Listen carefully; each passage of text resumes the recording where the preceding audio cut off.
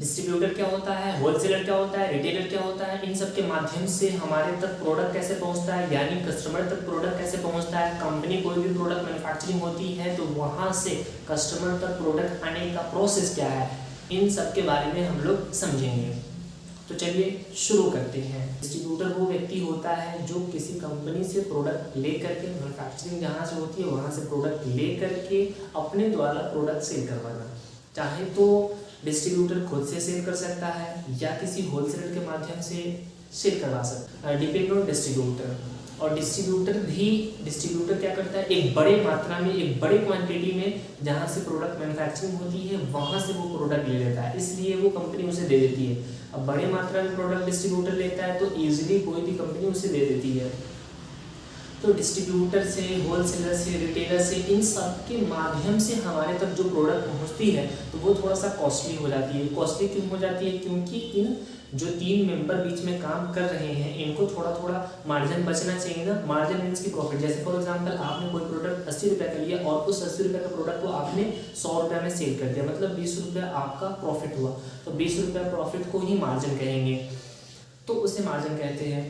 जैसे कि इन सभी के माध्यम से हमारे तक प्रोडक्ट आता है तो वो प्रोडक्ट थोड़ा सा कॉस्टली पड़ जाता है। अगर कोई कंपनी ऐसी करती है कि वो खुद ही सेल्स की टीम बना करके वो अपनी ही टीम के माध्यम से अगर प्रोडक्ट सेल करवाती है तो there is a strong possibilities कि उसके मुकाबले में वो प्रोडक्ट थोड़ी सी सस्ता मिलेगी। आपने कहीं ऑब्जर्व किया होगा कि ये प्रोडक्ट यहाँ मिल रहा है इतना तो थोड़ा सा सस्ता मिल रहा है, ये प्रोडक्ट यहाँ मिल रहा है थोड़ा सा ये महंगा मिल रहा है। इन दोनों का डिफरेंशिएशन यही है कि जहाँ से कंपनी का प्रोडक्ट मैन्युफैक्चरिंग हो रही है वहाँ से प्रोडक्ट पहुँचने तक का, जहाँ भी सप्लाई करना है प्रोडक्ट, वहाँ का जो डिफरेंशिएशन होता है, जो डिस्टेंस होता है, जो ट्रांसपोर्टेशन का खर्चा होता है, फिर वहाँ से भी बहुत सारे लोग अब काम करते हैं बीच में, उन लोग का थोड़ा थोड़ा मार्जिन बचता है, तो जिसके वजह से प्रोडक्ट की प्राइस थोड़ी सी बढ़ जाती है। फॉर एग्जांपल कोई कंपनी मैन्युफैक्चरिंग करती है मुंबई में और वो मुंबई में ही सप्लाई करेगी अपनी प्रोडक्ट, तो थोड़ा सा सस्ते दाम पे सप्लाई होगा। क्यों होगा, क्योंकि उसका ट्रांसपोर्टेशन का खर्चा ज़्यादा नहीं हुआ, ट्रांसपोर्टेशन का खर्चा ही नहीं हुआ, उसका अपना सेल्स का टीम है, वो सेल्स की टीम जाकर के मार्केट में सेल कर रही है, बस उसका टीम का खर्चा हुआ, जितना खर्चा हुआ उसमें मार्जिन उसका और कंपनी का ज़्यादा प्रॉफिट होगा उसको। अगर वही मैन्युफैक्चरिंग कर रही है, वही मुंबई में मैन्युफैक्चरिंग कर रही है, वही कंपनी सोचेगी कि बिहार में, झारखंड में अपना माल सप्लाई करके सेल करे, तो इनका ट्रांसपोर्टेशन का खर्चा प्लस में वहाँ टीम बना करके उन सब के माध्यम से सेल करवाना, तो थोड़ा सा कॉस्ट बढ़ जाएगा। तो ये डिफरेंशिएशन होता है प्रोडक्ट का।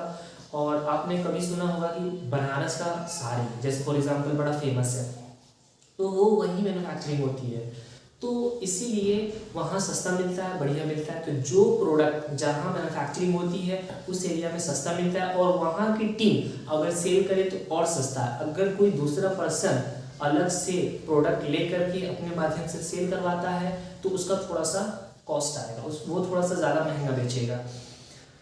तो ये रहा डिफरेंशिएशन। और डिस्ट्रीब्यूटर, होलसेलर, रिटेलर, इन सब के माध्यम से आकर के हमारे पास प्रोडक्ट पहुंचती है। जैसे फॉर एग्जांपल कोई अपनी ही, अब कंपनीज क्या करती है, अब ज़्यादातर कंपनीज क्या करती है कि वो अपनी ही सेल्स की टीम बना लेती है, उनको ट्रेनिंग देती है, उनको कैसे कस्टमर तक पहुंचना है, कस्टमर तक पहुंच करके कैसे बात करके डील तक अपनी जो भी प्रोडक्ट है उसको कैसे सेल करना है, उन सब अपनी टीम बना करके, वो सब अपनी टीम बना करके उस पर डिस्कस करते हैं और फिर अपने प्रोडक्ट को सेल करने की कोशिश करते हैं। तो वहाँ से अगर वो उनकी टीम रेडी हो चुकी है ऑलरेडी, तो वो क्या करेंगे, जैसे कि फॉर एग्जांपल रेडी हो गए, उनकी ट्रेनिंग हो गया, पूरी कम्प्लीटली ऑल सब कुछ हो चुका है, तो फिर वहाँ से जो टीम रेडी होगी, वहाँ से जो प्रोडक्ट उनके माध्यम से प्रोडक्ट कस्टमर तक जाएगा, तो there is a strong possibilities कि थोड़ा सा डिस्काउंट में वो प्रोडक्ट मार्केट में सेल होगा। अगर ऐसा नहीं करते हैं मार्केट में, अगर नहीं करते हैं मार्केट में, तो जो अलग से व्यक्ति होकर के अगर वो प्रोडक्ट लेकर के मार्केट में सेल करेगा तो वो थोड़ा सा काफ़ी महंगा बेच सकता है। और उस पर इसीलिए गवर्नमेंट ने रूल लगाया है कि एमआरपी, मैक्सिमम रिटेल प्राइस, अगर एमआरपी से ऊपर आप प्रोडक्ट सेल ही नहीं कर सकते। जैसे ट्रांसपोर्टेशन का फॉर एग्जांपल कोई मैन्युफैक्चरिंग हुई गुड़गांव मैन्युफैक्चरिंग हुई, तो उसका ट्रांसपोर्टेशन का खर्चा कहाँ तक, भारत में प्रोडक्ट फैलाने में कितना ट्रांसपोर्टेशन का खर्चा लगेगा, गवर्नमेंट का एक रूल है, तो वो उस पॉलिसीज़ के अंदर में वो प्रोडक्ट रेडी होती है और फिर एमआरपी लगाया जाता है कि इसके अंदर ही आपको प्रोडक्ट सेल करना है, इसके ऊपर आपको प्रोडक्ट में नहीं जाना है। तो ये बेस्ट है। और कोई ऐसा अगर चाहे ले करके कि इतना का प्रोडक्ट दिया हमने, इतना का सेल कर दिया, तो ऐसा नहीं हो सकता है। उसके पॉलिसीज़ के अंदर ही काम करना होगा, उसका जो एमआरपी है उसके अंदर में ही वो प्रोडक्ट को सेल करना होगा। तो जैसे कोई कंपनी अपनी प्रोडक्ट जो उसका मैन्युफैक्चरिंग होती है वो अपनी सेल्स की टीम बना ली और उनके माध्यम से अगर कस्टमर तक पहुंचता है प्रोडक्ट, तो वो प्रोडक्ट थोड़ा सा सस्ता होगा, थोड़ा सा चीप होगा और कस्टमर के लिए फ़ायदेमंद होगा। अगर कोई अलग इंसान अगर कंपनी से टाई अप करके, कोई आम इंसान कंपनी से टाई अप करके वो प्रोडक्ट सेल करना चाहती है, तो वो थोड़ा सा कॉस्टली पड़ जाएगा, क्योंकि वो तो अपना बेनिफिट चाहेगा ना।